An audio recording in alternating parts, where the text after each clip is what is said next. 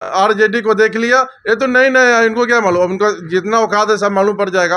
1000-2000 से ज़्यादा वोट आने वाला ही नहीं है, कितना भी कुछ कर ले।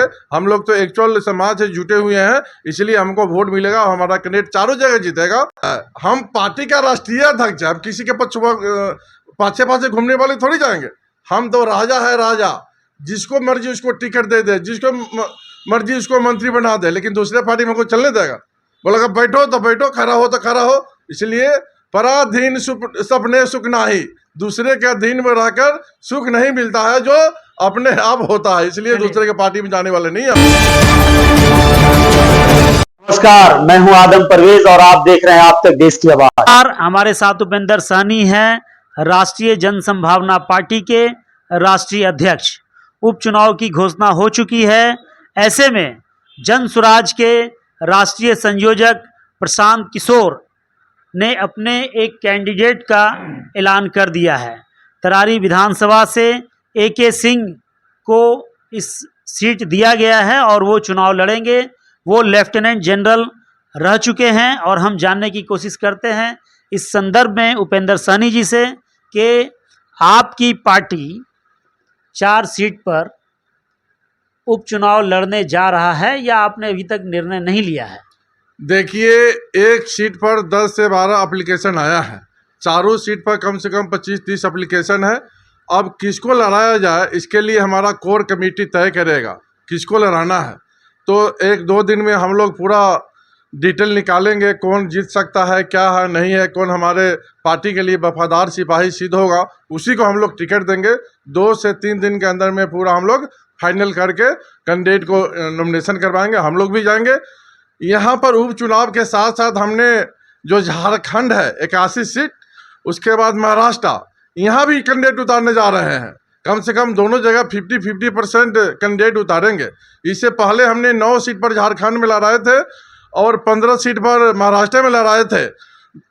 जो जदयू पार्टी है उससे भी ज़्यादा हमको वोट आया था। जदयू पार्टी बोलती है हम बड़े बड़े धाकर है, लेकिन वहाँ जाकर बकरी बन गए और हमारा वोट उससे ज़्यादा आया। उसका 2000 आया तो हमारा 10,000 आया। इस प्रकार उससे ज़्यादा मेरा वोट झारखंड में और महाराष्ट्र में आया। ठीक उसी प्रकार अभी सभी जगह हम कैंडिडेट उतारेंगे। 2-3 दिन में निर्णय जब हो जाता है तो उतारेंगे जरूर। क्या कहेंगे, प्रशांत किशोर AK सिंह जी को उतारे हैं तो क्या सभी कैंडिडेट पे वो भारी पड़ जाएंगे? देखिए, AK सिंह कुछ कर्नल से रिटायर किए हैं। कर्नल जी का काम नहीं रहता है राजनीति करना, वो दे दिए, ठीक है, उनको कोई कैंडिडेट नहीं मिलता होगा इसलिए दिए है। नेतागिरी वही करता है जो समाज सेवा करता हो। वो तो देश सेवा किए हैं, लेकिन राजनीति में जो है फ्लॉप हो जाएंगे। सब काम सब नहीं कर पाता है, उसके लिए एक्चुअल नेता चाहिए जो समाज के लिए एक एक करके दुख दर्द को समझ सके। और हमारा कैंडिडेट वही रहेगा जो समाज में सेवा करता हो और सबको देखभाल करता हो और काफ़ी ईमानदार हो। गरीब हो उससे क्या मतलब, वो तो पैसा लेके देता, हम तो बिना पैसे के देते हैं। और आर्थिक मदद भी करेंगे और पूरा घूमेंगे, पूरा समाज से बोलेंगे भाई राष्ट्रीय जन संभावना पार्टी का एक कैंडिडेट है, आप लोग वोट दीजिए, वैसे ही जीत जाएंगे। कर्नल जी पैसा लेके दिए होंगे वोट टिकट उनको, लेकिन हम लोग बिना पैसा के देंगे और अच्छे कैंडिडेट उतारेंगे। जरा 2-3 दिन सब्र कर लीजिए और देख लीजिएगा आप। अगर आपकी पार्टी के कैंडिडेट जीत जाते हैं तो उस क्षेत्र के लिए क्या करेंगे आप? देखिए, वहाँ पर पुल पुलिया नाला ये सब जो है पूरा अस्त व्यस्त है, कुछ काम ठीक से नहीं है। स्वास्थ्य और सुरक्षा और एजुकेशन का सिस्टम ठीक नहीं है। जीतने के बाद सबसे पहले जन सरोकार से जो सबसे अच्छा काम होगा, सबसे पहले यही करेगा जो पब्लिक को चाहिए। पब्लिक से हम लोग राय लेंगे, भाई हमारे कैंडिडेट जीत गए हैं, एक बॉक्स बनाएंगे, उसमें डालिए क्या आपका समस्या है, वो सबसे जो समस्या अच्छा रहेगा, करने लायक रहेगा, वही हम लोग काम करेंगे और जनता को खुशहाल करेंगे। इसीलिए जो कैंडिडेट हम उतारेंगे तरारी विधानसभा और बाकी 3 बेलागंज वगैरह हो गया, इस सब जगह से उतारेंगे। सबको यही बोलेंगे भाई हमारे कैंडिडेट को जरूर जिताइए। आपने बीजेपी को देख लिया, उसके बाद जदयू के देख लिया, आरजेडी को देख लिया, ये तो नए नए है, इनको क्या मालूम, उनका जितना औकात है सब मालूम पड़ जाएगा। 1000-2000 से ज़्यादा वोट आने वाला ही नहीं है, कितना भी कुछ कर ले। हम लोग तो एक्चुअल समाज से जुटे हुए हैं, इसलिए हमको वोट मिलेगा और हमारा कैंडिडेट चारों जगह जीतेगा। ये तो कह रहे हैं कि हम सबको हरा देंगे, चाहे बीजेपी हो, आरजेडी हो, महागठबंधन हो या एनडीए गठबंधन हो, कोई गठबंधन हमारे सामने नहीं टिकेगा। प्रशांत किशोर का ऐसा मानना है, यह स्थापना दिवस में भी कहे थे कि हम अपना जलवा उपचुनाव में ही दिखा दें। क्या देखिए, प्रशांत किशोर जी बड़े बड़े वादे करते हैं, तो इनका बनाया हुआ फिल्म पूरा फ्लॉपे हो जाएगा, चलने वाला नहीं है। एक दो बार करोड़ों रुपया लगा करके फिल्म बनाते हैं, लेकिन जनता उसको पसंद नहीं करता है। सेम हालत इनका होने वाला है। फिल्म तो बना लिए पैसा के बल पर, लेकिन वोट तो देना है जनता को। पांडे जी को वोट थोड़ी कोई देगा। अरे 100 साल आपने राज कर लिया और छोटे छोटे जनता को, छोटे समाज को दबा के रखे थे, हिंदू मुस्लिम सिख ईसाई को। अभी चलने वाला नहीं है। सब जनता शिक्षित हो गया है, समझदार हो गया है।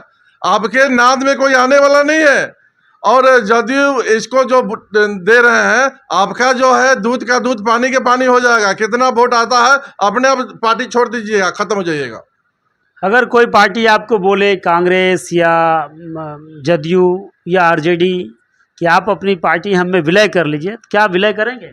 देखिए, जो स्वर्ग के चपरासी बनने से अच्छा नर का जो है राजा बन के रहने में अच्छा है। हम पार्टी का राष्ट्रीय अध्यक्ष है, हम किसी के पाछे पाछे घूमने वाले थोड़ी जाएंगे।